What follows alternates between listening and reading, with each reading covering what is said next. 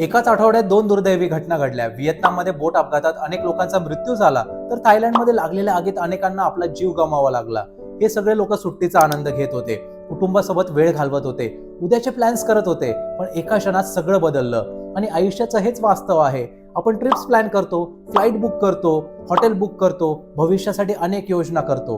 पण एक गोष्ट मात्र अनेकदा दुर्लक्षित राहते, आपल्या कुटुंबाची आर्थिक सुरक्षा.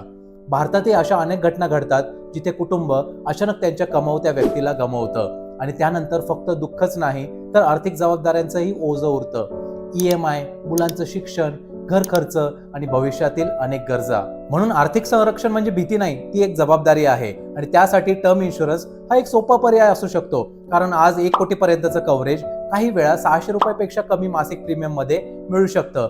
काही प्लॅन्स मध्ये क्लेम सेटलमेंट रेशो चांगला असतो. तसंच सॅलरीड व्यक्ती आणि महिलांसाठी विशेष डिस्काउंट्स देखील असतात.